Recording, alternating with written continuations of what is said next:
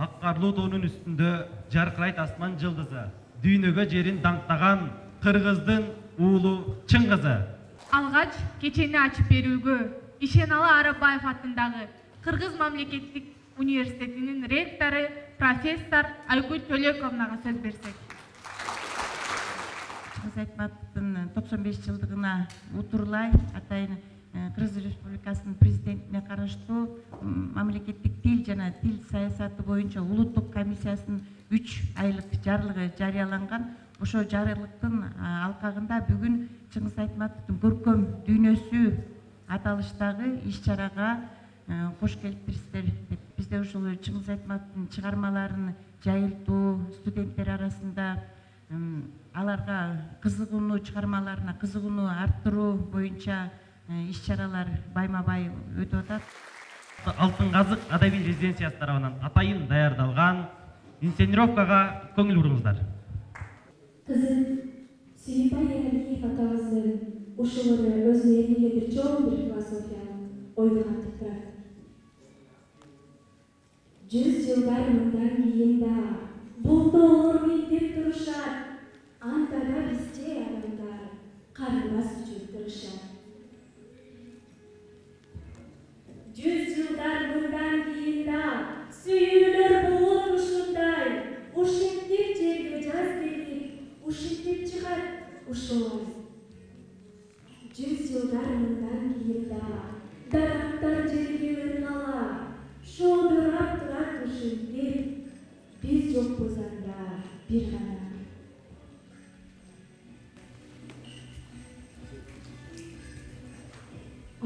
Элген турат.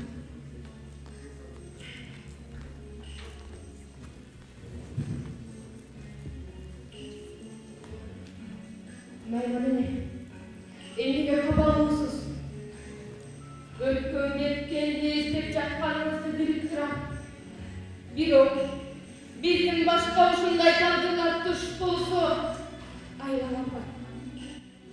Адамдар ааламдагы жандуунун патшасы катары эркин жүргөнү менен алды караңгы турат.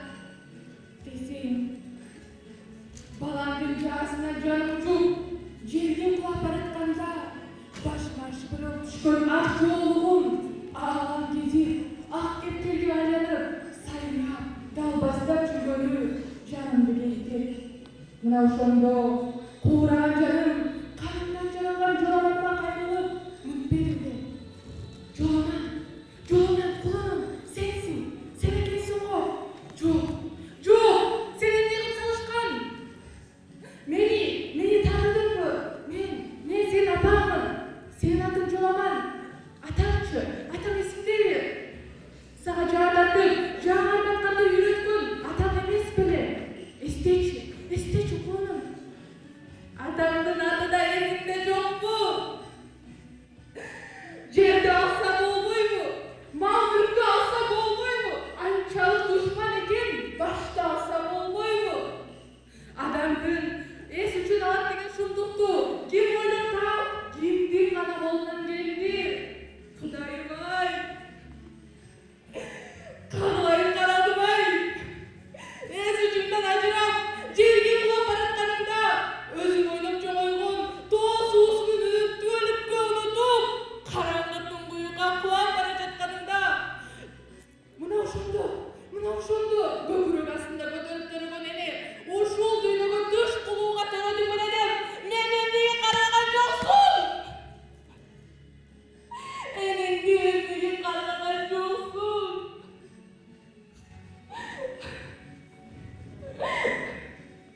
Бетимде сүйчү эркелеп, жалгызымдан айрылдым. Койнумда жакшы тепкилеп, кунагымдан айрылдым. Алгыр күмүш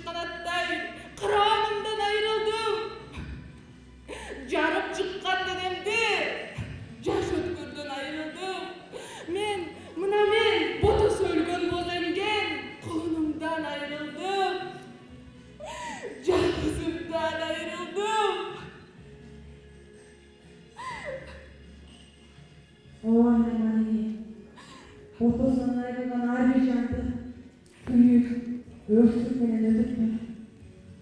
Менин дагы өлө мени солгон Кудай элиге кайрылганым бар эмес. Кудай эли буйрана мени карачы деп, мына мен апарат муздак тоолордун арасында жалгыз шүңүрөйм. Көз жашымдын төгүлгөнүн көрүп жатасың. Өзүгө курулганды угуп жатасың. İçimde canım kaptan. Kayran öldürdü. Kana yüzüme düş oldum böyle ana. Düş. Düş böyle ne buradayım. Düş. Canına oldu. Çok mutluyum. Çok ileriyim. Men seni özüm doğulu özgün ulu çölge apararım. Hanemi buna. Bizge böyle bir orunlanan çok. Bizge cerbetinde orunlanan yok. Böyle ne buradayım. Düş, düş, toğrasına düşüp gel. Ege'ye düşüp gelmese, mına karıp bolu oturan akbaranı al ki. Senin beni hayretinde yaşa, yerbetine koşa koşa oturayım. Düş, düş bölüne ne buradayım. Adam balasının korduğuna çıdığıma mümkün emez. Düş, beni bozdan oğullarımda olup çatarsın mı?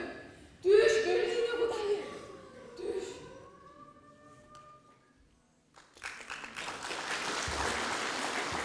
Сенесең усалыкка сезимимди жаздагы салкын желден кабарлай. Мен жокто солай жүрдүп самайынан тапшырдым ысып шагаланай. Кандай гана керемет саптар.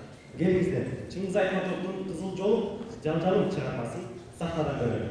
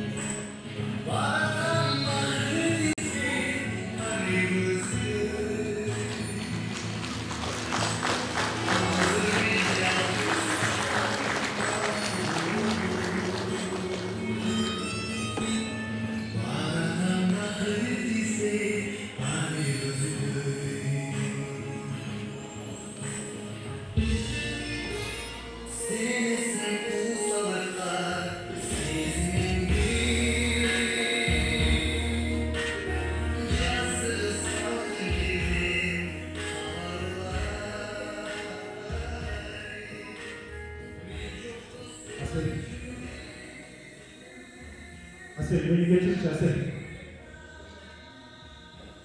Bilek. Ben komup turamızın esnaf oldum Asel. Beni geçirmiş Asel. Bizim bağımız için geçirmiş Asel. Bana daha bir şey mümkünçülük versen. Ben senin dövme takmırlarını bakam Asel. Asel. Çok Asel. Asel. Çok Asel. Geçirmiş Asel. Asel, çok. Tanrı yol mümkün çıkmış. Asel!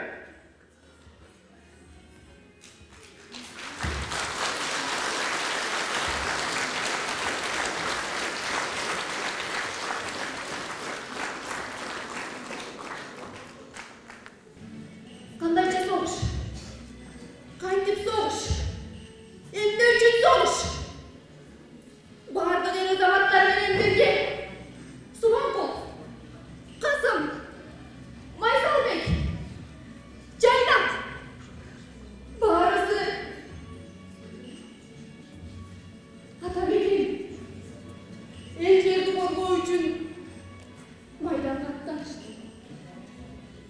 ушул жатак эткөн жолу ушулбу? Мырза. Кымбатым.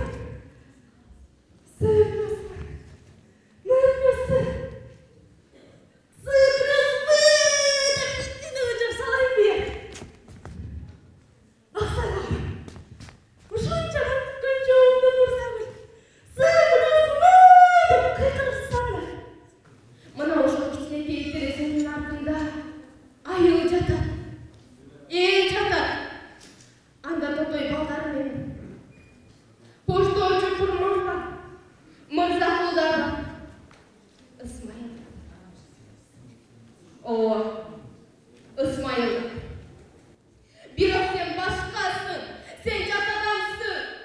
Мен сени өз житим менен коргойм деп жүргөн экен. Элиңди душман басканда качып жүргөн. Сени коргойм деп жүргөн экен. Көрсө ушундан коркуш керек болчу.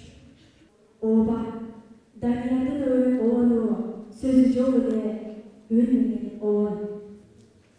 Жүрөгү зор адамдын ой кыялын, кубанычын, санаасын баяндаган зор оон. Даниярдагы көпкө чейин оңсалып ырлап келди. Кош ата, мен ысыкылды сүзүп кеттим. Мен матросуна барам деп. Чоң ата макайтырма. Чоң ата, баягысын чөйөт албастан, ала баягы мени карап турма. Мына бүгүнкү күндүн билимдин негизги түптөөчүсү ушул дүйшөн ага эмес беле? Аттың ай. Эгерде ар бир мугалим өз ишин мыкты деңгээлде, окуучуларга мыкты деңгээлде билим бергенде, биздин айланабыз жаман гана мындай билимдүү жаштар толмокта. Душмандын талуу жерине ат сокку уруп, аны кыйратып, аны жок кылып, өзүң да жок болом. Мекен үчүн, эл үчүн, дүйнөнүн бардык жакшылыгы үчүн. Бул менин акыркы акым.